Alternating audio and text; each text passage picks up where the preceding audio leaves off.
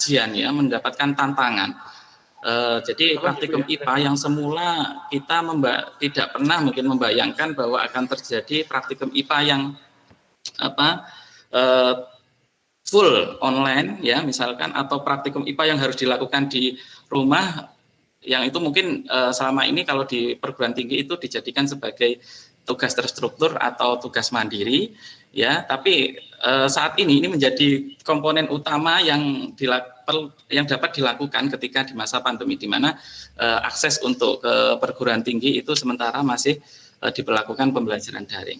Dan di sekolah pun ini juga menjadi tantangan ketika praktikum IPA ini perlu untuk dilakukan, meskipun di SD, SMP ataupun SMA ini tidak sebanyak yang dilakukan mungkin di perguruan tinggi.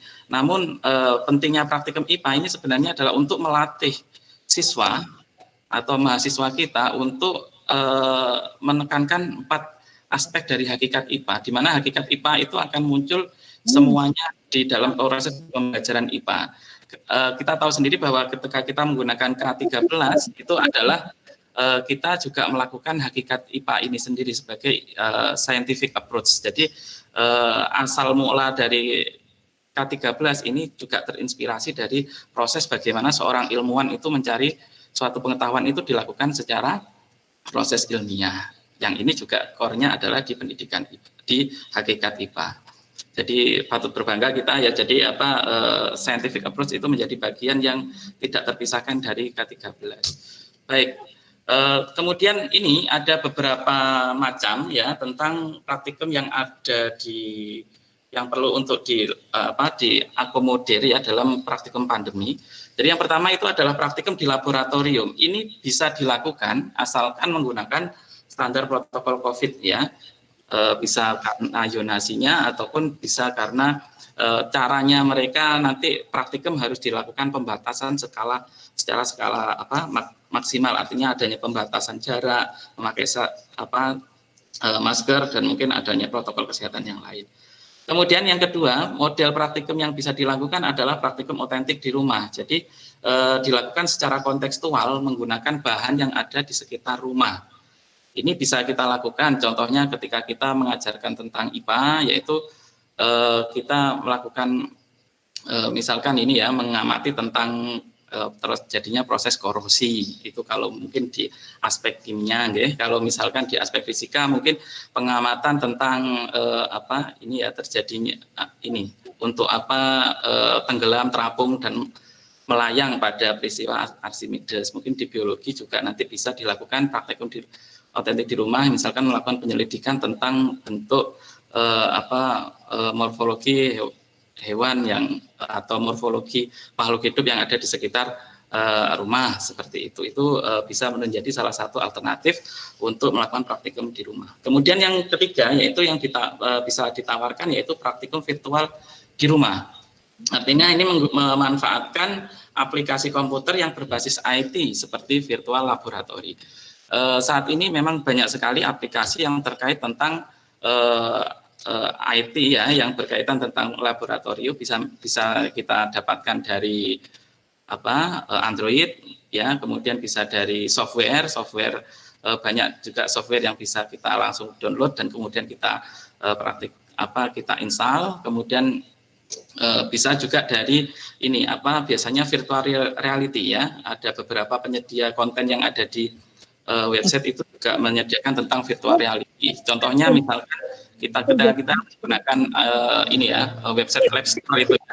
Jadi seolah-olah kita memang melakukan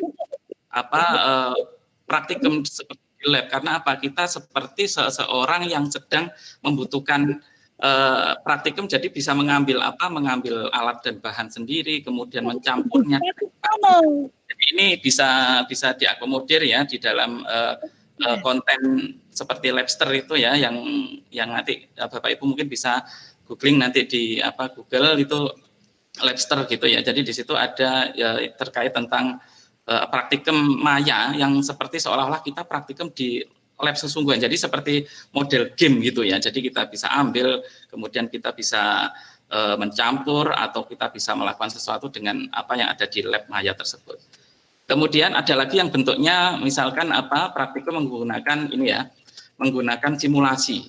Nah, simulasi ini cenderung tidak seperti virtual, seperti apa praktikum maya 2D atau 3D, tapi cenderung pada ini ya pembuatan tiruan bentuk pengalaman yang mendekati suasana sebenarnya. Jadi misalkan ketika kita melakukan penelitian tentang melakukan apa praktikum tentang seri paralel itu ya, maka di situ kita bisa merangkai menjadi seri paralel itu dengan bahan-bahan yang sudah disediakan di ruang simulasi tersebut.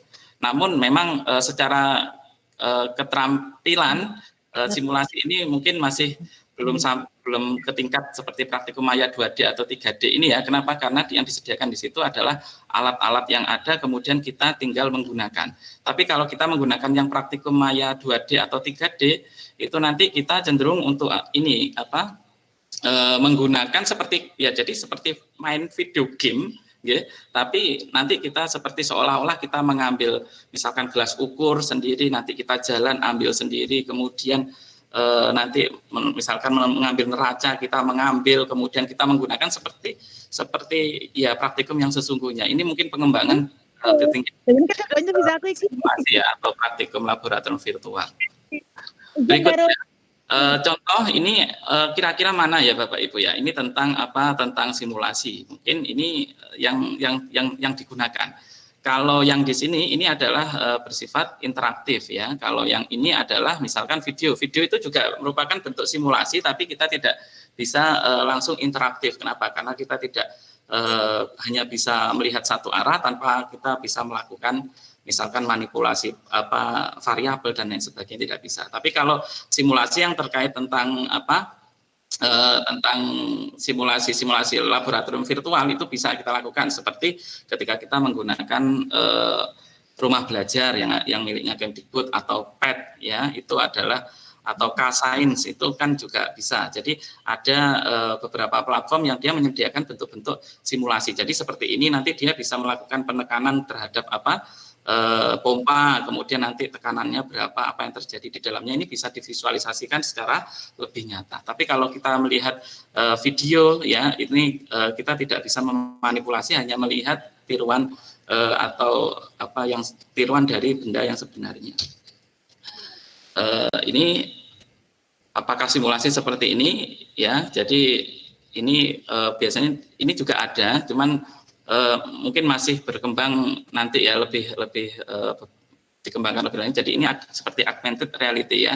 Jadi seolah-olah kita bisa melihat kita berada di ruang praktikum, namun kita juga bisa mengambil, tapi itu tidak nyata. Jadi hanya hubungan antara yang ada di software dan juga dari penggunaan perangkat-perangkat yang ada di sekitar sini. Ini ya apa ya seperti pemanfaatan tangan gitu ya, ketika kita ngambil sesuatu maka seolah-olah kita ngambil sesuatu, tapi kita belum sampai ke tingkat yang seperti ini kebanyakan ya. Jadi ini masih mungkin tahap pengembangan.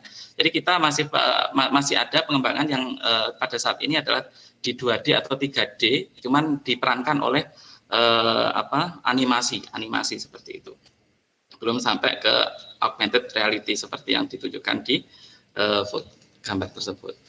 Kemudian mengapa kita perlu untuk menggunakan simulasi? Karena ada beberapa keunggulan, yaitu yang pertama adalah dapat dilakukan dimanapun dan juga kapanpun. Jadi ini adalah kelebihan dari praktikum virtual. Jadi lebih bersifat fleksibel. Kemudian tidak memerlukan banyak waktu dan penyiapan peralatan. Jadi kita tidak perlu takut tersengat listrik ya, atau kena alat-alat bahan kimia yang lain. Jadi kita bisa menggunakan itu. Meskipun ada banyak kekurangan Bapak Ibu ya, kalau praktikum virtual itu dalam hal pemanfaatan ini ya, scientific approach-nya ini tidak begitu terlihat, tapi secara visualisasi mungkin juga ada kelebihan ketika kita menggunakan praktikum virtual, di mana ketika kita membutuhkan bahan yang mungkin bernilai mahal kita tidak bisa mendapatkan, misalkan contohnya ini ya Bapak Ibu, ketika kita membayangkan misalkan pada terjadinya teori kinetik gas gitu nggih, di mana gas itu bentuknya seperti apa, bagaimana dia gerakannya, itu tidak bisa divisualisasikan, maka melalui praktikum virtual itu nanti kita bisa melakukan simulasi. Jadi ada simulasi gerakan dari gas dan lain sebagainya. Jadi apa yang tidak bisa kita lakukan di praktikum nyata, mungkin itu juga bisa dilakukan di praktikum virtual. Kemudian visualisasi konsep abstrak menjadi lebih konkret. Dan ini juga bisa menjadi sarana coba-coba ya yang dilakukan oleh siswa. Jadi misalkan ketika dia ingin mengetahui apa yang terjadi jika listrik itu dirangkai seri dan paralel misalkan. Ketika dia dirangkai seri, bagaimana sinar cahaya yang dihasilkan oleh lampu itu bagaimana, lebih terang atau tidak, atau nanti ketika paralel seperti apa, itu nanti bisa disimulasikan. Jadi sebagai ajang untuk membuktikan konsep yang diterimanya di sekolah. Kemudian yang perlu dipertimbangkan, jadi kita dalam pemilihan laboratorium maya atau laboratorium virtual atau laboratorium real otentik di rumah, bahkan yang langsung harus dilakukan di sekolah atau di kampus, itu perlu untuk dipertimbangkan. Yang pertama mungkin kesesuaian KD dan materi. Misalkan ketika kita mau melakukan uji biomolekuler gitu ya. Jadi ketika kita melakukan uji biomolekuler ya, itu mungkin kita perlu untuk dilakukan uji secara langsung, itu dilakukan di laboratorium. Kemudian ketika kita pengen menguji misalkan simulasi untuk mengetahui gerak parabola, lah itu bisa dilakukan melalui virtual. Kemudian ketika kita meminta siswa untuk melakukan uji hukum Archimedes, ya itu mungkin bisa dilakukan di rumah, karena barangkali kalau bahan-bahan daur ulang itu banyak di rumah, misalkan ada botol dan lain sebagainya, itu bisa kita manfaatkan untuk praktikum di rumah. Jadi semuanya kita bisa melihat kesesuaian KD dan materi untuk menentukan apakah kita menggunakan maya, menggunakan real, atau menggunakan otentik yang ada di rumah. Kemudian ketersediaan alat dan bahan, kalau memang di lab tidak ada, ya kita bisa memanfaatkan barangkali virtual. Tapi jelas ini harus panduan praktikum ini penting untuk disediakan dalam setiap proses praktikum. Dan jangan lupa nanti evaluasi dan penilaian. Dalam evaluasi memang kalau praktikum yang real ini kita bisa melihat semua aspek ya. Contohnya misalkan psikomotornya, kemudian afektifnya, kemudian kognitifnya. Tapi kalau kita lakukan di maya ini mungkin ada dengan modifikasi penilaian yang lainnya ya. Jadi kita bisa fokuskan ke aspek kognitifnya. Kalau sikapnya mungkin kita lihat dari bagaimana caranya dia dalam dalam kedisiplinan terhadap waktu untuk mengumpulkan tugas, kemudian ketika diskusi bagaimana sikapnya itu. Jadi mungkin adanya sedikit penyesuaian atau modifikasi. Ketika dia menggunakan psikomotor, barangkali kita bisa melihat caranya dia untuk merangkai. Jadi merangkai ini step-step merangkai ketika kita menggunakan virtual pun itu juga kita bisa melakukan. Contohnya ketika kita melakukan pada rangkaian seri paralel itu kalau tidak urut sesuai dengan urutan yang benar, mungkin lampu tersebut tidak akan bisa nyala. Jadi mungkin itu yang bisa dijadikan sebagai tolak ukur untuk penilaian psikomotor. Meskipun itu sangat sebenarnya yang belum dianjurkan, karena yang memang dianjurkan adalah dilakukan real di sekolah. Jadi bagaimana caranya dia untuk merangkai alat secara nyata real, bagaimana dia memberikan menggunakan alat ukur dan lain sebagainya. Jadi memang perlu ada beberapa penyesuaian terkait tentang evaluasi dan penilaian. Saya menjelaskan di sini ada PET ya, kemudian ada rumah belajar. Barangkali nanti ini saya mengambil dari Pusdatin ya, Kemdikbud. Jadi bisa melakukan lab maya itu ini petunjuknya, nanti barangkali di PPT itu nanti akan di-share oleh panitia terkait tentang materi ini. Di sini ada cara-cara bagaimana masuk, login dan lain sebagainya. Karena waktu yang diberikan ke saya 15-20 menit, saya rasa sudah cukup. Sekian mungkin dari saya. Terima kasih. Assalamualaikum warahmatullahi wabarakatuh. Waalaikumsalam. Waalaikumsalam warahmatullahi wabarakatuh. Waalaikumsalam warahmatullahi wabarakatuh. Terima kasih kami ucapkan kepada Bapak Kawan Fadli atas paparan materi yang diberikan. Selanjutnya, untuk pertanyaan kami tampung dulu. Nanti untuk tanya jawab di sesi akhir acara. Baik, untuk selanjutnya kami persilakan kepada Bapak Dr. Agung Wijaya Subiantoro. Izinkan kami sedikit membacakan CV beliau. Beliau sekarang mengajar di Prodi Pendidikan Biologi di Universitas Negeri Yogyakarta. Bidang keahlian di teknologi pembelajaran, biologi, socio-scientific issues, dan lain-lain. Riwayat pendidikan terakhir, Doctor of Science Education di Curtin University Australia. Banyak sekali karya ilmiah beliau. Yang terbaru adalah pengembangan media instruksional biologi berbasis TIK dengan SSI, konteks penyakit dan kesehatan untuk pengembangan literasi kesehatan. Baik, langsung saja kami persilakan kepada Bapak Agung Jaya Subiantoro untuk memaparkan materinya. Waktu yang kami berikan 20 menit, nggih, Bapak. Baik, kami persilakan untuk Bapak menyampaikan materinya.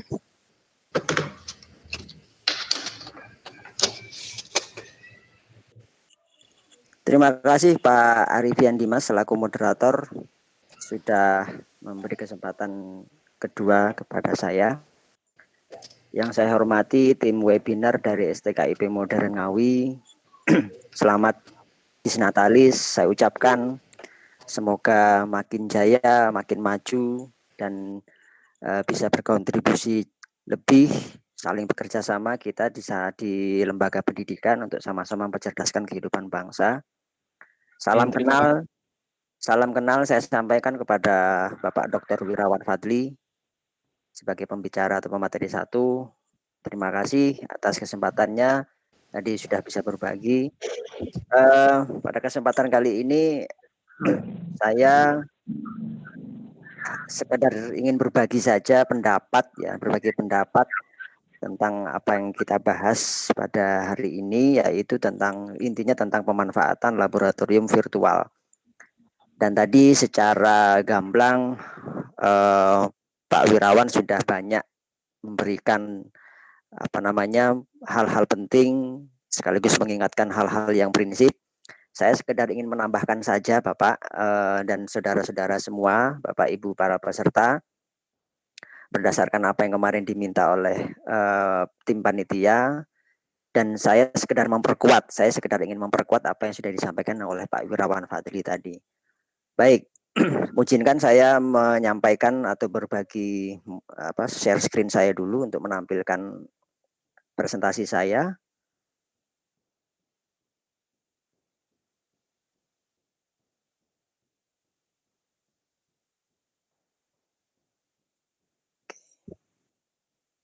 Sudah bisa kelihatan, nggih? Sampun, Bapak. Baik, terima kasih. Oke. Baik, alhamdulillah. Jadi saya diminta oleh panitia untuk memberikan gambaran sedikit ya tentang apa itu pembelajaran IPA dengan virtual lab, khususnya pada virtual lab-nya. Sehingga saya berusaha untuk mengelaborasi beberapa hal mendasar saja sebenarnya, dan tadi sudah saya sampaikan, saya sekedar memperkuat apa yang sudah disampaikan Pak Wirawan. Perkenalkan, nama saya Agung Wijaya Subiantoro, tadi sudah disebutkan. Saya bertugas di jurusan Pendidikan Biologi Fakultas MIPA Universitas Negeri Yogyakarta. Baik, untuk hal yang pertama saya ingin menyamakan persepsi tentang virtual lab. Jadi tadi Pak Wirawan juga sudah menyinggung apa sih sebenarnya virtual lab itu dan bagaimana hubungannya antara virtual lab dengan kegiatan laboratorium yang real di kelas atau di lab secara langsung dan kaitannya dengan pembelajaran atau pendidikan IPA. Jadi Pak Wirawan sudah menyatakan bahwa belajar IPA tanpa kegiatan laboratorium itu seperti makan soto nggak pakai garam kali gitu ya. Makan soto nggak pakai garam. Jadi ada yang kurang mestinya. Begitu juga saya pun sependapat dan saya betul-betul setuju dengan apa yang disampaikan Pak Wirawan tadi. Bahwa kemudian kalau dari segi karakteristik ilmunya IPA jelas sebenarnya segala macam bentuk produk keilmuan IPA itu kan asalnya memang dari hasil proses ilmiah kan begitu ya, proses ilmiah, sehingga mau tidak mau yang namanya aktivitas ilmiah itu memang harus dilakukan. Ya, harus dilakukan, dan aktivitas ilmiah itu wujudnya di dalam pembelajaran adalah melalui kegiatan praktikum ya, atau kegiatan laboratorium. Ada satu hal yang ingin saya tambahkan dan ingin saya tegaskan di sini, bahwa yang namanya laboratorium itu mohon saudara-saudara semua, Bapak Ibu peserta, tidak membatasi makna laboratorium itu dari segi fisik ruangan ya, bukan. Tetapi laboratorium itu sebenarnya sifatnya lebih terbuka. Laboratorium itu adalah tempat di mana seseorang yang belajar IPA bisa menemukan objek dan persoalan IPA yang kemudian di sana dia bisa mengeksplorasi objek tersebut untuk memperoleh informasi ilmiah apapun itu, sehingga dari informasi ilmiah itulah ada kebermaknaan ya, ada makna-makna dari hasil proses inferensi atau penafsiran sehingga dia bisa mendapatkan pengetahuan. Sehingga tadi saya setuju yang disampaikan oleh Pak Wirawan bahwa belajar IPA bisa saja di rumah kan gitu ya. Anak-anak misalnya bisa kita ajak untuk mempelajari apa sih bedanya bawang merah dengan bawang putih.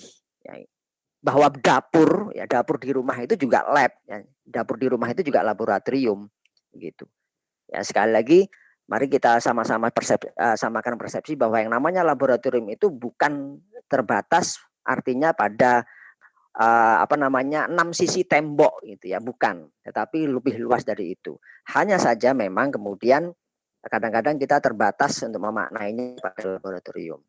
Nah, karena kondisi terutama seperti sekarang ini kita menghadapi situasi pandemi yang tidak memungkinkan untuk, jangankan untuk masuk laboratorium atau untuk melaksanakan pembelajaran di laboratorium, untuk masuk sekolah saja di kelas seperti biasa kita sekarang sedang terhambat, mengalami hambatan. Maka ada satu gagasan yang namanya pembelajaran IPA itu bisa diakomodasi kan gitu ya, bisa difasilitasi lewat yang namanya virtual lab. Nah, apa sih sebenarnya virtual lab? Nah, virtual lab itu sebenarnya prinsip dasarnya adalah dia satu ruang ya, satu ruang, tetapi ruang itu apa ya? Ruang itu menyediakan proses interaksi tetapi tidak secara langsung. Ya. Ruang di mana seseorang tidak secara langsung berinteraksi dengan objek dan persoalan, ya, tetapi dia tetap bisa belajar di sana.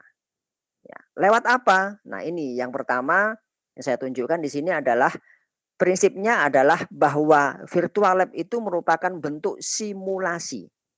Ya, simulasi. Apa arti maknanya simulasi? Simulasi itu adalah suatu proses yang mengganti proses lain yang real, kan begitu. Ya.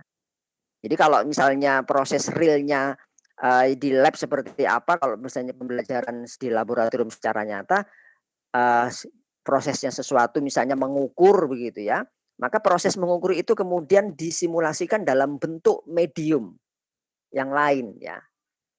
Itulah namanya simulasi. Jadi dia substitusi dari proses atau fenomena atau fakta yang nyatanya ya.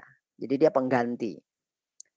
Apa yang disimulasikan? Yang disimulasikan jelas situasi yang ada di laboratorium. Situasi belajar yang ada di laboratorium. Ya. Nah, ini situasi belajar ini kan bergantung kepada topik, tujuan dan sebagainya. Di mana ya di dalam virtual lab situasi dalam laboratorium itu selayaknya situasi laboratorium nyata, dia merupakan bentuk manipulasi. Ya. Apa yang dimanipulasi? Yang dimanipulasi adalah variabel dari objek dan persoalan IPA yang dipelajari. Oke. Baik, sampai sini masih bisa mendengar suara saya ya? Masih jelas, Bapak. Baik, slide saya masih tampil ya? Masih. Oke, baik. Alhamdulillah. masih. Saya sekedar ingin memastikan jangan sampai terputus. Baik. Jadi apa yang dimanipulasi ya, yang dimanipulasi adalah variabel objek sama persoalan. Ya. Maka kalau misalnya nih kita belajar IPA tentang tadi gaya pegas, ya, gaya pegas variabelnya salah satunya adalah kerapatan dari si pegas gitu kan. Nah, itu disimulasikan bahwa kerapatan itu ada dimanipulasi. Kalau di dalam lab biasa mungkin kita bisa memiliki ya, kita bisa memiliki 3-4 macam pegas ya dengan kerapatan yang berbeda-beda. Maka kalau di dalam laboratorium virtual pegasnya itu hanya kelihatannya cuma satu, tetapi di mana kerapatannya nanti bisa kita manipulasi lewat ukuran-ukuran yang disediakan. Begitu. Nah, yang penting lagi bahwa manipulasi itu tetap memungkinkan seseorang yang belajar lewat virtual lab itu untuk menerapkan ini, keterampilan proses. Nah, ini tadi yang sudah disampaikan juga oleh Pak Wirawan. Ya, dan tadi saya pertegas bahwa yang namanya belajar IPA itu sebenarnya basisnya, fondasinya adalah melaksanakan atau melakukan, mengaplikasikan berbagai macam keterampilan proses. Saya yakin Bapak, Ibu, dan saudara-saudara semua yang hadir di sini tidak asing dengan istilah keterampilan proses. Ya, keterampilan proses itu kan adalah keterampilan-keterampilan untuk melakukan proses ilmiah dari yang mulai tingkat dasar seperti mengamati, observasi ya. Hati-hati, makna observasi bukan hanya aktivitas mengamati menggunakan indera mata, ya, indera penglihatan, tetapi yang namanya observasi itu merupakan aktivitas keterampilan proses yang melibatkan panca indera, dari mulai indera penciuman, ya, hidung, indera perasa, indera sentuhan, ya, termasuk indera pendengaran. Ya, mana yang merupakan daunnya merupakan daun permukaan halus, permukaan kasar kan nggak mungkin hanya dilihat, tetapi perlu kita sentuh ya dengan tangan kita. Mana yang tebal dan mana yang tipis, lagi-lagi kita sentuh. Suara siapa yang lebih nyaring, kita harus mendengarkan. Nah, itu keterampilan proses. Yang paling mendasar yaitu observasi. Ya. Keterampilan proses yang lain banyak. Ada mulai dari misalnya mengidentifikasi, ya. Mengidentifikasi itu maksudnya karakteristik, oh ini tebal, halus, ya. Nyaring, lemah suaranya. Itu merupakan proses identifikasi. Kemudian ada klasifikasi, ya, ada kategorisasi sampai dengan keterampilan proses yang sifatnya lebih lanjut dan terpadu. Ya, ketika kita mengajak siswa kita untuk melaksanakan percobaan, apalagi percobaan itu sifatnya sangat terbuka, siswa diminta untuk menggagas atau membuat sendiri desain percobaannya, itu merupakan keterampilan proses yang sudah sangat advance. Tingkat lanjut terpadu lagi. Nah, itu contoh. Sehingga bisa kita perhatikan dari keterampilan proses inilah kita akan memperoleh data ilmiah. Ya. Lagi data inilah yang kemudian menjadi aspek penting di dalam kegiatan laboratorium, karena berdasarkan data inilah harus ada tindak lanjut. Harus ada tindak lanjut. Apa tindak lanjutnya? Yaitu proses menafsirkan, mengolah, menganalisis dan menafsirkan data. Ya, menafsirkan data sehingga dari data itu bisa kita maknai, oh fenomena yang kita temukan itu sebenarnya termasuk pengertian yang mana, konsep yang mana. Nah, di sini saya juga ingin menegaskan dan juga menambahkan apa yang disampaikan oleh Pak Wirawan tadi. Keterampilan proses, ya, kegiatan laboratorium atau keterampilan proses. Sebentar, ya. Kegiatan laboratorium atau keterampilan proses itu maknanya atau fungsinya, perannya atau fungsinya secara ideal bukan sebatas untuk verifikasi konsep, ya, bukan sebatas untuk verifikasi konsep atau untuk menegaskan konsep yang sudah dipelajari. Ya, idealnya dalam pembelajaran IPA justru konsep itu ditemukan lewat aktivitas laboratorium. Disinilah sebenarnya yang paling menantang ya kita sebagai guru, gimana caranya mengajarkan siswa kita untuk menemukan satu konsep IPA tapi lewat proses ilmiah dulu. Gitu. Karena secara fundamental sejatinya saintis-saintis yang dulu ya lewat sejarahnya, ilmuwan-ilmuwan itu sebenarnya juga menemukan konsep itu dari proses ilmiah. Mereka tidak tahu dulu konsepnya. Ya, sehingga dari keterampilan proses ilmiah, ya aktivitas ilmiah di dalam laboratorium itulah kita bisa menemukan konsep. Memang sayangnya saat ini selama ini kecenderungan yang terjadi adalah kegiatan laboratorium kita lakukan di sekolah itu masih sifatnya verifikatif, ya sifatnya verifikatif, yaitu untuk apa? Untuk memastikan atau untuk memverifikasi konsep yang sudah kita pelajari itu benar nggak sih kalau berdasarkan laboratorium, aktivitas laboratorium. Nah, di sini ada risiko Bapak Ibu dan saudara-saudara sekalian. Risikonya apa?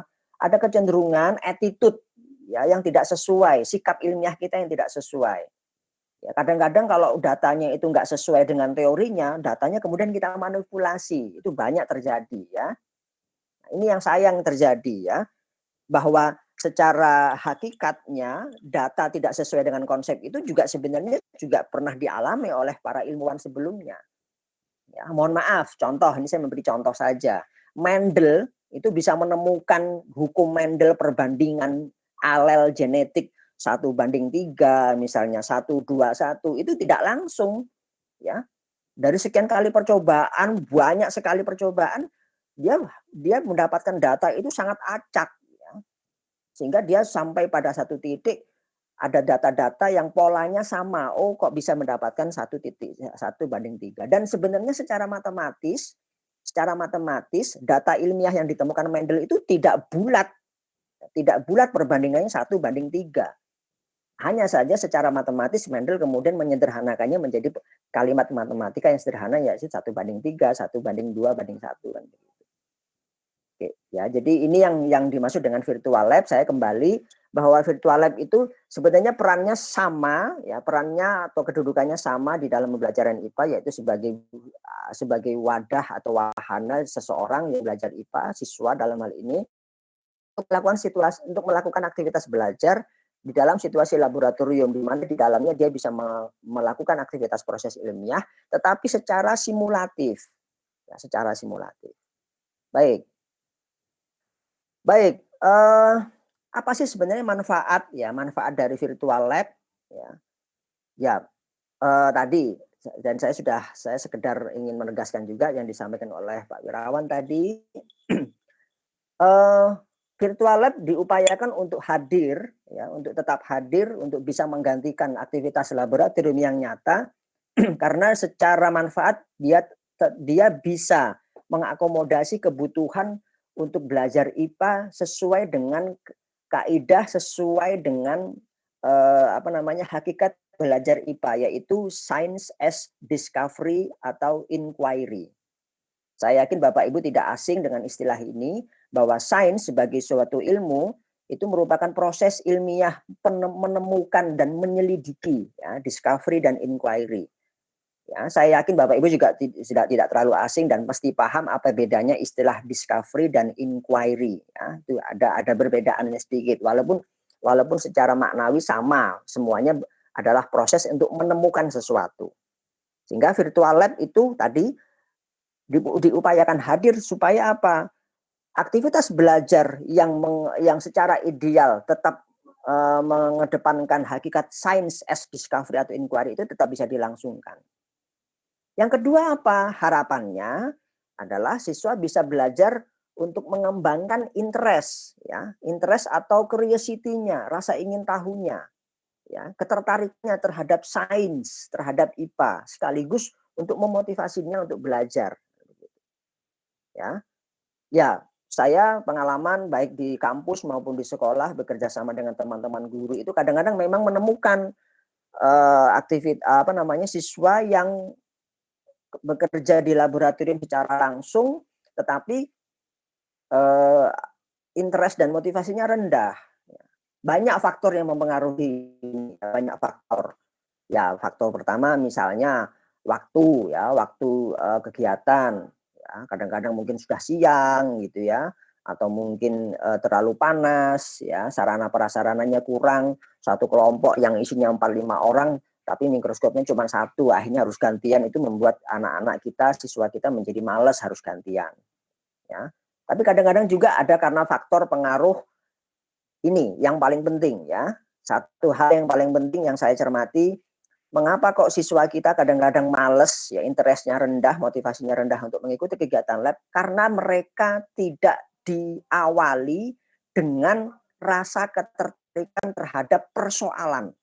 Nah, ini yang menjadi penting, ya. Maka tadi saya menegaskan bahwa fungsi laboratorium, kegiatan di laboratorium itu tidak sebatas, idealnya tidak sebatas verifikatif, tetapi justru mencari, ya, proses pencarian eksploratif untuk menemukan sesuatu. Artinya apa konsekuensinya? Harapannya adalah kita sebagai guru itu bisa menginisiasi siswa kita dengan persoalan yang kira-kira kontekstual dan memang itu menarik untuk diselidiki. Ya. Nah, ini yang menarik tantangannya ya. Oke. Itu mengenai interest dan motivasi. Yang berikutnya jelas harapannya juga bisa mengembangkan sikap ilmiah, attitude. Minimal apa sih sikap ilmiah itu? Rasa ingin tahu dan penasaran. Kalau orang belajar IPA tidak punya rasa sikap ilmiah, rasa ingin tahu, habis dia. Dia berarti tidak punya semangat untuk belajar IPA. Ya. Sikap ilmiah pertama itu rasa ingin tahu. Ya. Kalau sudah ada rasa ingin tahu, dia akan terus belajar mencari, ya. Dia akan penasaran terus. Nah, secara khusus, ya virtual lab itu memberi manfaat terhadap apa? Ya, aspek ekonomis. Tadi sudah disinggung oleh Pak Wirawan.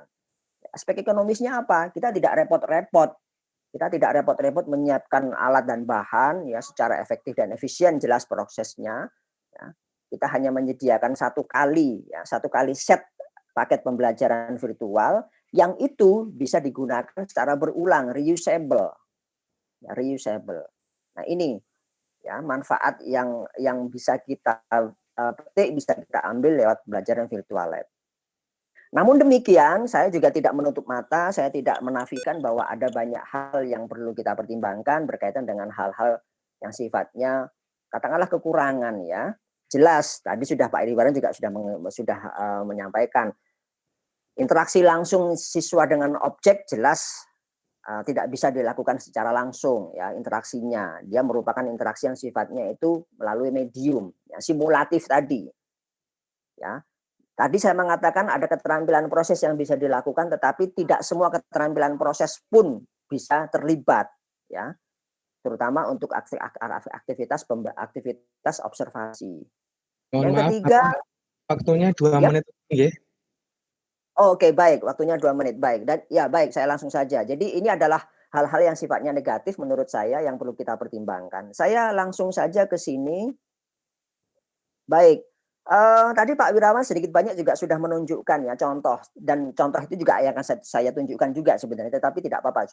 Alhamdulillah tadi sudah ditunjukkan Pak Wirawan bahwa sekarang ini sudah banyak kalau kita cari di website itu banyak sekali. Tadi Pak Wirawan sudah menyebut misalnya rumah belajar yang dikembangkan oleh Kemendikbud, di situ ada banyak sekali virtual lab atau laboratorium maya untuk pembelajaran IPA baik SMP maupun SMA. Ya, Bapak Ibu bisa mengeksplorasi nanti, bisa mencari, bisa bahkan kalau memungkinkan bisa mendaftar ya untuk bisa mendapatkan akses mendownload media laboratorium virtual tersebut. Namun demikian ada satu hal Bapak Ibu yang ingin saya tekankan di sini berkaitan dengan bagaimana sebaiknya mengelola virtual lab. Ya. Mengelola virtual lab itu ada seninya ya, berbeda dengan mengelola laboratorium secara nyata. Ya. Yang pertama tolong pastikan bahwa topik dan persoalan yang dipelajari itu relevan. Ya. Bapak Ibu bisa mendownload, bisa mencari media-media pembelajaran di internet, tetapi pastikan dulu topik dan persoalannya apakah relevan dengan kebutuhan. Tadi Pak Wirawan juga sudah mengingatkan, sesuai nggak dengan kebutuhan KD, gitu ya. Kemudian tolong pelajari betul prosedur yang perlu dioperasikan lewat virtual lab. Hati-hati karena di dalam virtual lab yang ada di website itu biasanya mereka sudah memberikan pilihan manipulasi tadi. Beratnya mau dibuat berapa sih? Berat 50, 100, 150 akan berbeda-beda. Mana dulu yang mau diubah? Beratnya, gayanya, ukuran pegasnya misalnya begitu. Jadi perlu dioperasikan. Bapak Ibu mencoba dulu. Ya, kemudian yang ketiga, pelajari alur fenomena yang dapat diamati siswa. Hati-hati karena tadi saya katakan keterampilan proses mengamati ini menjadi kunci. Ya, bukan semata-mata mendapatkan data, tetapi alur bagaimana data itu diperoleh, berarti kita harus mengikuti alur fenomena yang terjadi. Baru kita bisa mengidentifikasi data apa yang perlu didapat. Ya. Nah, disinilah kemudian proses persiapan 5, 6, dan 7 harus benar-benar kita siapkan. Jika perlu, kita harus menyiapkan lembar kerja atau aktivitas belajar tambahan. Di website memang sudah ada LKS yang disediakan, tapi bisa jadi LKS itu tidak secara spesifik sesuai dengan kebutuhan belajar siswa kita. Kita yang tahu. Ya, kita yang tahu kebutuhan, maka kita perlu menyediakan lembar kerja tambahan. Mohon maaf Selain Bapak, itu, waktunya sudah habis. ya baik, saya cukupkan demikian. Saya rasa nanti bisa kita diskusikan lebih lanjut lewat tanya jawab. Terima kasih. Saya kembalikan kepada moderator. Baik, terima kasih.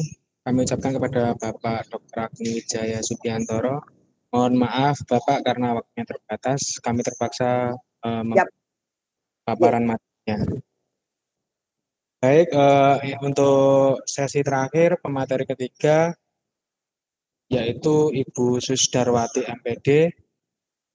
Izinkan saya untuk membacakan sedikit CV beliau. Beliau mengajar di program studi pendidikan IPA STKIP Modern Ngawi sekaligus menjadi kepala program studi pendidikan IPA STKIP Modern Ngawi. Beliau pendidikan terakhir di Universitas 11 Maret pada tahun 2015 dan sampai saat ini beliau aktif menulis buku maupun artikel. Baik, langsung saja untuk mensingkat waktu kami persilahkan kepada Ibu Susdarwati untuk memaparkan materinya. Mohon maaf Bu, mic-nya tolong di... Oke, terima kasih Pak Arifin Dimas atas kesempatan yang telah diberikan kepada saya. Pertama saya salamkan dulu yang terhormat Bapak Wirawan selaku Kaprodi Terdis IPA IAIN Ponorogo, dan yang kedua, pemateri kedua yang terhormat Bapak Agung Wijaya Subiantoro selaku dosen pendidikan biologi di Universitas Negeri Yogyakarta. Terima kasih atas ketersediaannya untuk menjadi pemateri di salah satu acara Prodi Pendidikan IPA dalam rangka Disnatalis Stikip Modern Ngawi. Saya ucapkan dulu selamat untuk Stikip Modern Ngawi, Disnatalis yang ke-6. Semoga dapat lebih berkembang lagi, semakin jaya, semakin maju, dan semakin unggul, mampu bersaing secara nasional maupun internasional. Terima kasih. Oke, terima kasih. Saya di sini sedikit akan memberikan materi. Izinkan saya untuk share materi saya. Semua sudah dikupas habis oleh Bapak Wirawan dan Bapak Agung yang sangat luar biasa. Saya di sini akan menjelaskan peranan laboratorium virtual IPA di masa pandemi. Seperti itu. Nah, apa saja? Tadi sudah dijelaskan. Tahukah Anda masalah pembelajaran IPA di masa pandemi? Sudah dijelaskan oleh Bapak kedua pemateri. Terus media pembelajaran apa yang efektif di masa pandemi ini juga sudah dijelaskan. Apa saja contoh aplikasi virtual lab yang mudah dan yang dapat digunakan oleh Bapak Ibu guru IPA. Nanti di sini saya akan langsung ke praktiknya saja. Ya.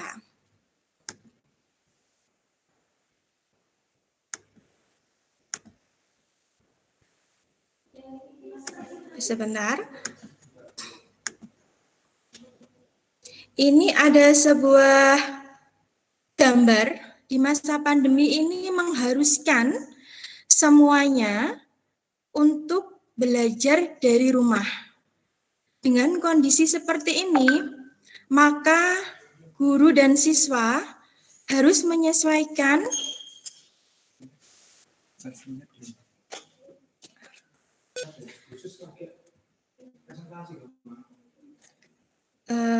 Maaf. Jadi dalam kondisi seperti ini mengharuskan guru dan siswa untuk belajar dari rumah. Guru menata ulang kembali RPP-nya dan siswa mengkondisikan belajar dari rumah. Lah, ketika pembelajaran IPA ini merupakan momok yang kita ketahui, tidak asing lagi, semua merasa bahwa pembelajaran IPA itu merupakan pembelajaran yang sulit, yang kurang menarik, dan lain-lain. Nah, ini ada gambar. Ketika seorang siswa diberikan tugas, soal, dan yang berperan penting di rumah adalah orang tua. Ketika orang tua mungkin kurang sabar dan lain-lain untuk membantu siswa menemukan konsep-konsep IPA dan lain-lain, maka ini ada gambarnya. Siswa ini mutung, dia mau ke rumah ibu gurunya. Padahal di sini dituntut untuk belajar dari rumah. Nah, ini adalah salah satu masalahnya. Dan yang kedua, hakikat IPA tadi sudah dijelaskan oleh Bapak Wirawan dan Bapak Agung. Apa sih intinya? Hakikat IPA sudah dijelaskan ada 4, sikap, proses, produk, aplikasi. Tidak saya ulang lagi. Di sini identik dengan praktikum.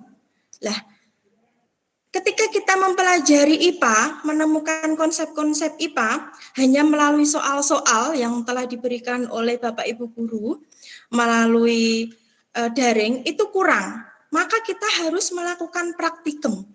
Untuk apa? Karena ini kaitannya bahwa tujuan pembelajaran yang ada di manajemen kurikulum itu harus tercapai. Di sana ada penilaian sikap, pengetahuan, dan juga keterampilan. Seperti itu. Lah, sudah dijelaskan pula, sebenarnya media pembelajaran yang efektif di masa pandemi ini apa? Nah, ini sesuai dengan tema kita. Ya ini, laboratorium virtual IPA. Kegiatan praktikum berbasis TIK dengan bantuan komputer atau laptop. Sudah dijelaskan tadi. Saya di sini saya persingkat saja lah. Peranannya apa laboratorium virtual IPA ini? Salah satunya dapat dijadikan suatu pendekatan pembelajaran yang membutuhkan keterlibatan dan interaksi dengan siswa. Jadi, dengan peranan laboratorium virtual IPA ini, maka guru memudahkan guru untuk memilih media pembelajaran yang tepat.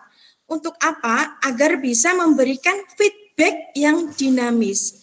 Sehingga ada 2 arah. Tidak hanya satu arah guru memberikan tugas ke siswa seperti ini. Lah, ternyata peranan laboratorium virtual IPA ini bisa mendidik pola pikir siswa. Salah satunya adalah konstruktivisme. Apa ini? Membangun pengetahuan, yaitu menggabungkan pengetahuan awal yang dimiliki siswa dengan temuan-temuan virtual dari simulasi yang dijalankan. Nanti kita akan praktik sebentar. Lah, dalam hal ini maka siswa tidak akan merasa bosan. Maka pembelajaran akan lebih menarik, tidak hanya pemberian soal saja atau pemberian materi saja. Hal ini maka dapat melahirkan atau memvisualisasikan konsep-konsep sains seperti itu. Lah, ini langsung saja contoh aplikasi virtual lab sudah dijelaskan tadi di pemateri awal, banyak sekali ya. Ada Makromedia Flash, ada PET, ada The Biology Corner, ada rumah belajar yang sudah disinggung oleh Bapak kedua pemateri. Lah, ini sekarang saya langsung praktikum terkait Makromedia Flash ya, seperti ini. Nah, bagaimana, apakah bisa dilihat untuk aplikasi ini? Bapak moderator, apakah bisa dinikmati simulasi ini? Mohon maaf, tidak tampil di layar, Ibu. Iya, Bu, tidak ada tampilan. Oh ya, sebenarnya Makromedia Flash ini ini adalah salah satu hasil dari hasil penelitian saya. Ini di sini semua ada terkait simulasi praktikum, terkait pemaparan materi, terkait contoh evaluasi, terkait glosarium dan daftar pustaka. Oke, kalau memang tidak bisa kita maka akan langsung praktikum dengan menggunakan rumah belajar. Oke, di sini akan saya share dulu.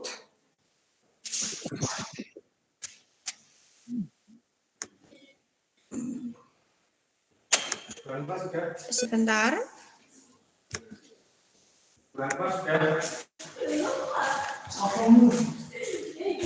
Bisa ini.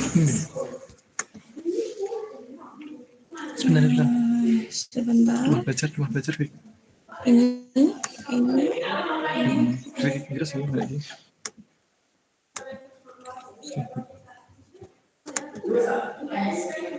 Sini coba.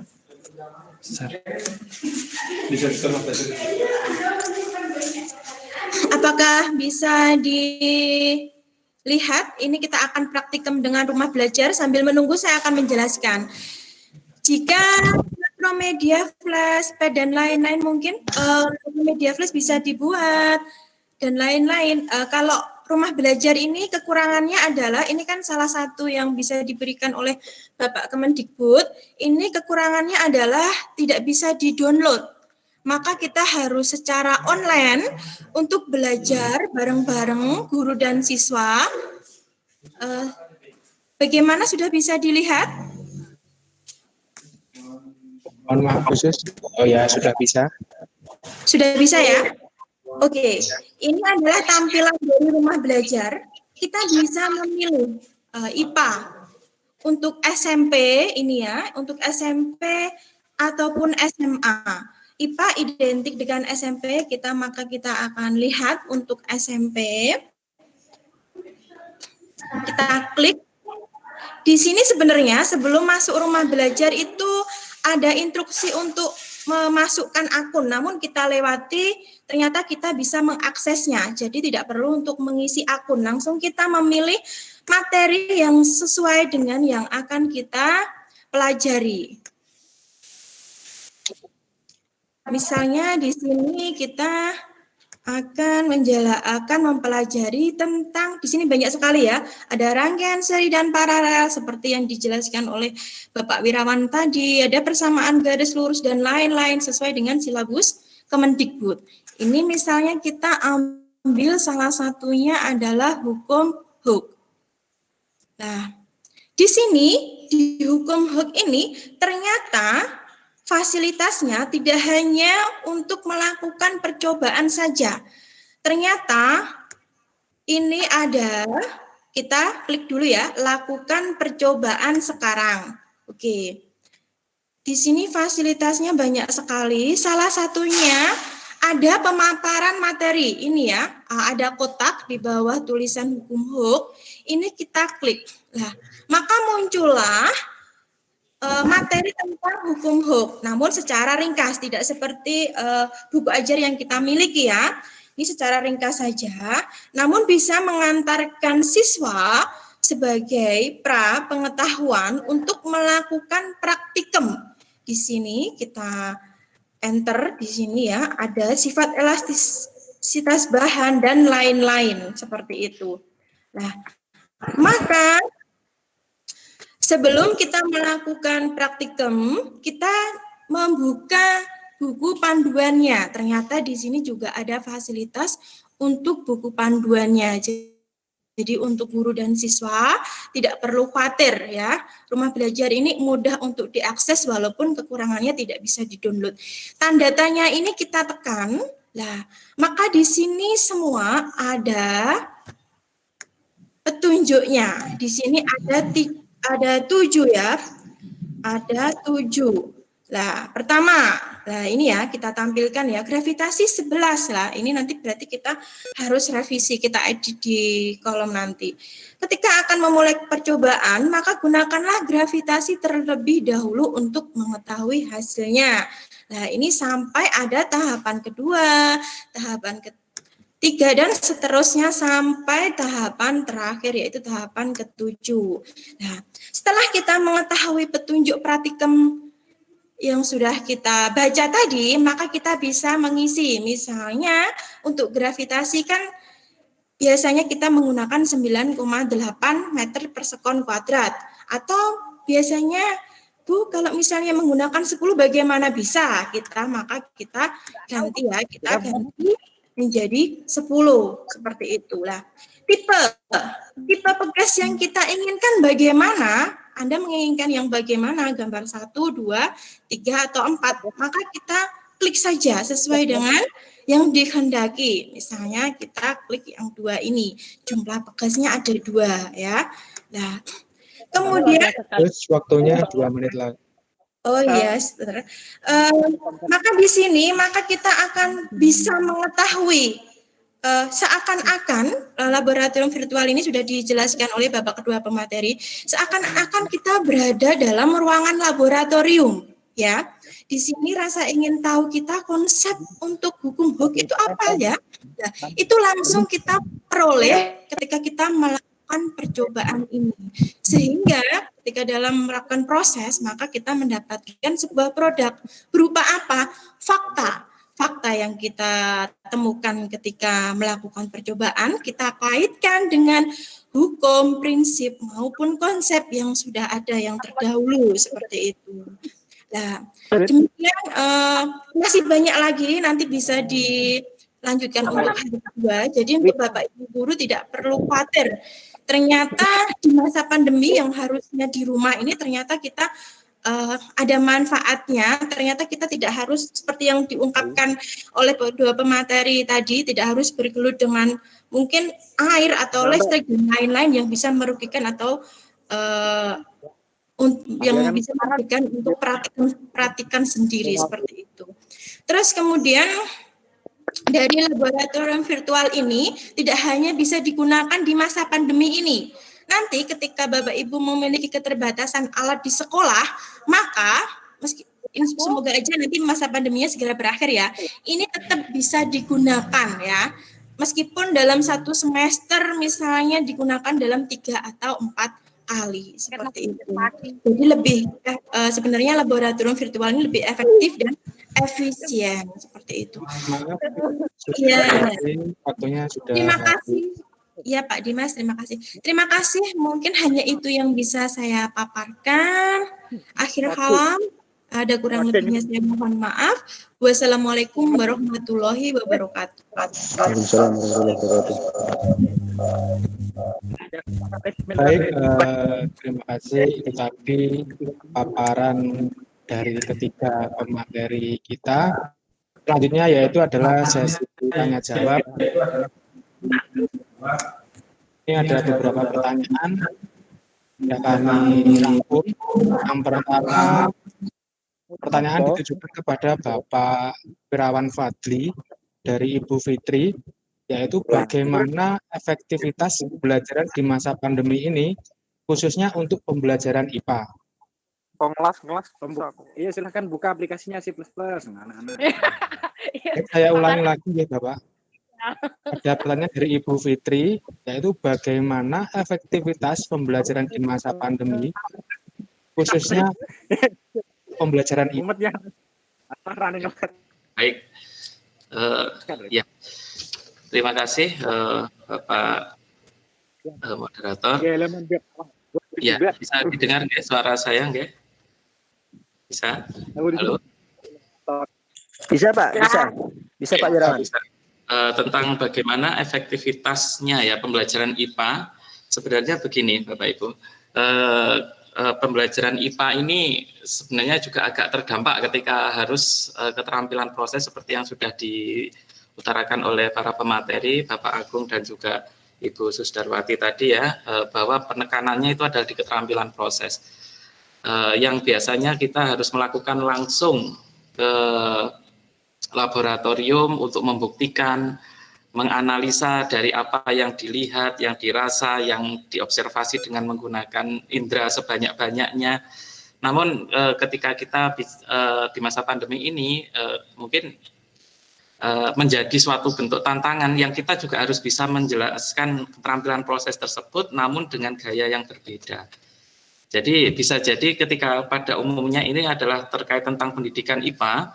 Pendidikan IPA ini kalau ini yang kami lakukan di perguruan tinggi kami, itu adalah khususnya tentang mengajarkan IPA, itu kami bersama-sama para dosen ini membuat suatu pembelajaran yang berbasis LMS, ya, jadi menggunakan Learning Management System. Kemudian di situ kita mengarahkan kepada aspek-aspek sosial isu, jadi atau sosio scientific, mungkin nanti juga akan diperkuat oleh Bapak Agung tentang isu sosial scientific, ya, terkait tentang misalkan tentang pandemi, berita-berita tentang pandemi, bagaimana itu kemudian kita diskusikan. Jadi sifatnya lebih kepada analisis kritis terhadap suatu fenomena, itu kalau di dalam pembelajaran. Kemudian kalau yang terkait tentang bagaimana peningkatan kemampuan psikomotornya, itu maka kita menerapkan lab virtual. Jadi kalau di praktikum di kami itu kita menggunakan 3 pendekatan. Jadi yang pertama itu adalah pendekatan menggunakan belajar di rumah. Jadi para dosen misalkan di lab di praktikum dasar, kimia dasar, itu mereka mengamati tentang bagaimana membuat proyek tentang indikator asam basa untuk bahan alam, dari bahan alam, kemudian untuk mengamati tentang korosi, kemudian mengamati tentang tentang air gitu ya, tentang bagaimana sifat-sifat cairan gitu. Itu dilakukan di rumah, kemudian mereka diminta untuk merekam dari hasil apa yang dilakukan tersebut, kemudian nanti hasil rekaman tadi nanti didiskusikan dalam forum kelas. Itu kita lakukan selama 2 kali, 2 praktikum di rumah. Kemudian 1 praktikum virtual, Bapak Ibu. 1 praktikum virtual itu karena kalau kita menggunakan live, misalkan kita menggunakan Labstar, ya. Labstar itu 1 berbayar dan juga membutuhkan kemampuan komputer yang cukup tinggi, jadi RAM-nya harus minimal 4, itu maka dan itu jaringan harus kuat, jadi kita tidak bisa menggunakan itu. Akhirnya kita menggunakan hal yang simpel, ya. Jadi kita cari software yang paling minimalis gitu, tapi yang di situ ada misalkan VLab, ya, VLab, terus kemudian Iridium, ya, kalau tidak salah gitu, ya. Itu kita download, kemudian kita share ke mahasiswa, semuanya diminta untuk menginstal, kemudian mereka menggunakan dengan target tujuan praktikum tertentu, kemudian misalkan untuk melakukan reaksi antara zat ini dengan zat ini gitu, ya. Nanti dengan misalkan molaritasnya sekian, itu semuanya itu nanti ditarget oleh kita, kemudian nanti hasilnya seperti apa, itu nanti kita akan meminta untuk mereka menjawab soal-soal yang ada di sana dengan cara menunjukkan bukti dari hasil screen capture dari yang dilakukan di lab di penggunaan software tersebut. Itu 1 kali. Kemudian 2 kali itu nanti kita rancang labnya langsung dilakukan di di kampus, itu mepet akhir tahun. Jadi sekitar bulan November untuk dilakukan dengan cara melakukan meminimalisir jumlah kehadiran mahasiswa untuk dilakukan lab secara real. Biar biar nanti mereka mengetahui bahwa ilmuwan itu mengamati sesuatu memang melalui proses dengan cara yang seperti secara ilmiah gitu loh. Artinya meskipun di laboratorium virtual itu juga banyak kelebihan, juga memang ada beberapa kekurangan. Contohnya tadi yang sudah diutarakan oleh Bapak Agung, itu tidak seluruhnya keterampilan sikap ilmiah itu bisa kita lihat di laboratorium virtual. Jadi kita memfasilitasinya itu dengan cara mereka di akhir semester, mudah-mudahan pandemi semakin mereda, jadi mereka bisa datang dan melakukan praktikum di kelas. Dan untuk terkait tentang pendidikan IPA, pembelajaran IPA itu kita arahkan kepada analisis kritis terhadap isu-isu sosio-saintifik, misalkan yaitu tadi tentang COVID, misalkan tentang kebakaran hutan, misalkan tentang isu tentang global warming dan lain sebagainya yang ada di media untuk dilakukan sesuai analisis kritis sesuai hal tersebut. Itu mungkin gambarannya. Kalau nanti di sekolah mungkin bisa dielaborasi lebih dalam lagi terkait tentang barangkali isu sosial saintifik atau mungkin praktikum yang dilakukan di rumah itu mungkin bisa dijadikan satu alternatif untuk pembelajaran di masa pandemi. Terima kasih Pak Arifin Dimas. Baik, terima kasih. Kami ucapkan kepada Bapak Wirawan atas jawabannya, sudah sangat jelas. Selanjutnya ada pertanyaan kedua dari Bapak David, kan kepada Bapak Agung. Begini Bapak, jadi ada pertanyaan, bagaimana cara mengukur keterampilan proses ketika kita melakukan pembelajaran yang sifatnya bersifat daring atau virtual lab, karena pada keterampilan proses ini sangat penting ketika kita siswa atau mahasiswa sedang melakukan praktikum. Pertanyaannya adalah bagaimana cara kita melakukan praktikum secara virtual.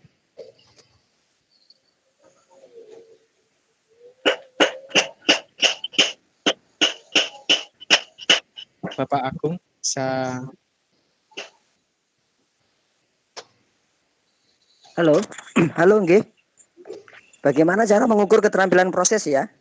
Oke, Bapak, di masa pandemi ini khususnya pada saat kita melakukan percobaan virtual, Bapak.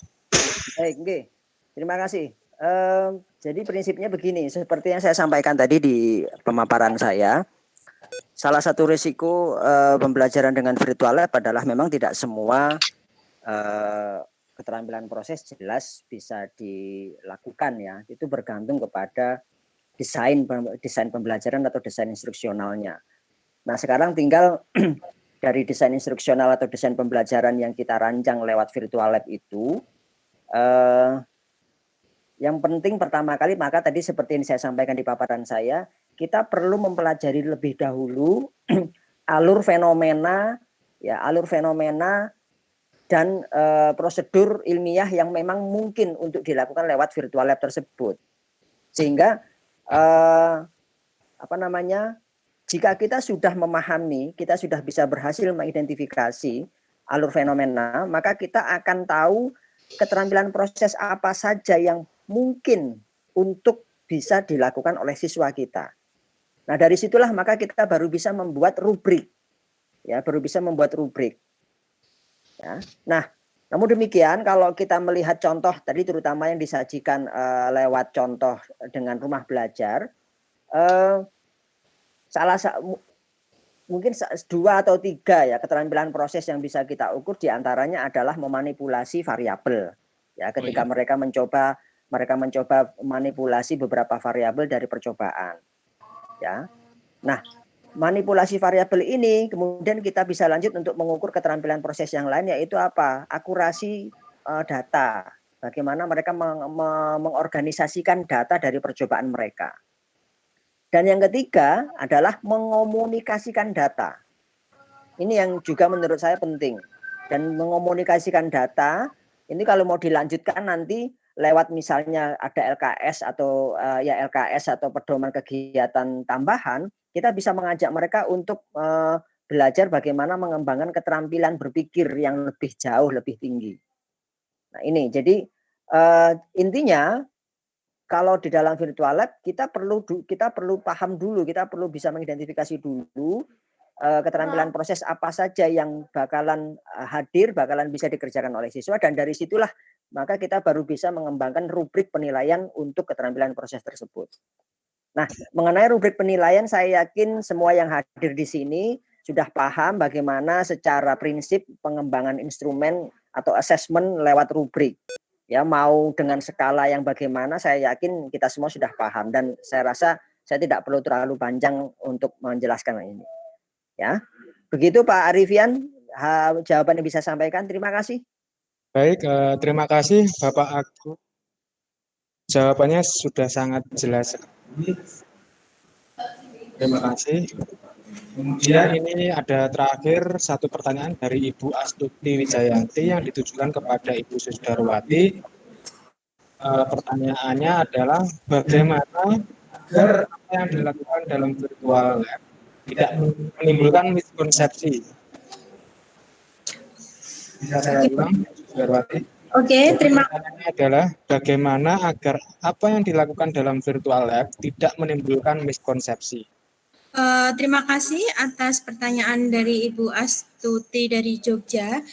Memang benar sekali, meskipun kita tadi contohnya adalah rumah belajar ya, meskipun kita bisa di sini menggunakan semua fasilitas, rumah belajar menggantikan angka dengan sekian-sekian, ini memang benar sekali, maka akan timbul miskonsepsi. Nah, bagaimana cara agar siswa itu tidak terjadi miskonsepsi? Maka praktikum yang dilaksanakan melalui virtual lab ini tetap harus sesuai dengan arahan Bapak Ibu guru.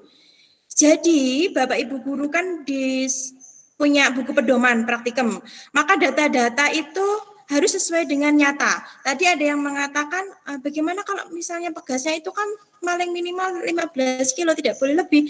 Nah, sedangkan di rumah belajar kan bisa lebih lah. Ini harus hati-hati dengan data, sudah disampaikan oleh Bapak Agung juga. Data ini harus hati-hati, harus disamakan dengan nyata.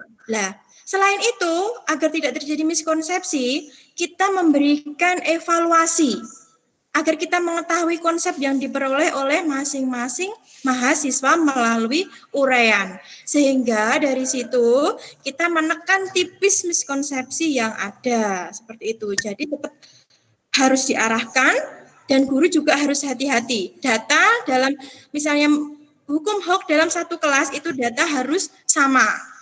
Berapa konstansa pegasnya, berapa masanya, seperti itu. Dan gravitasi yang digunakan berapa, seperti itu.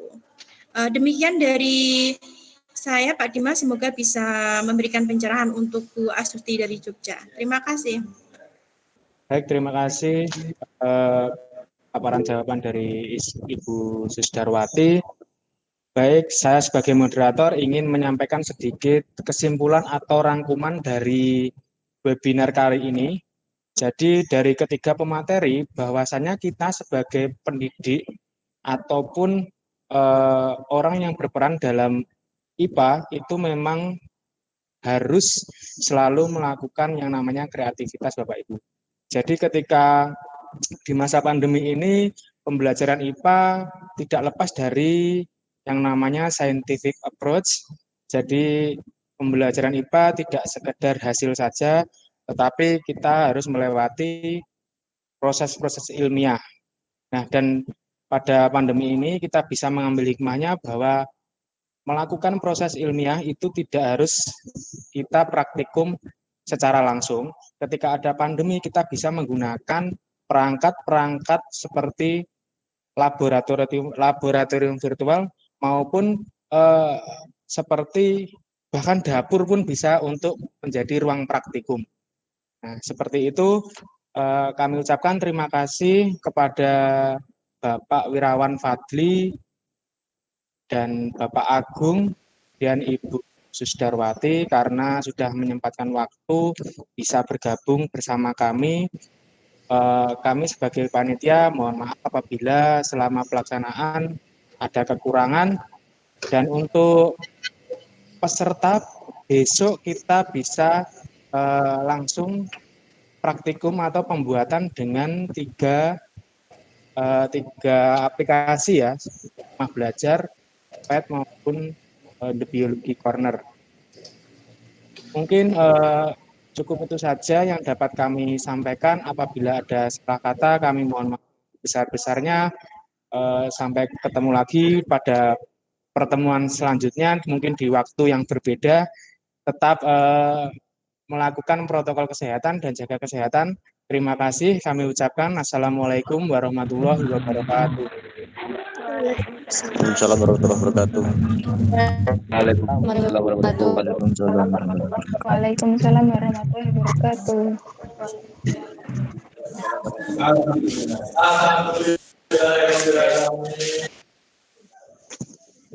Terima kasih Bapak dan juga para narasumber.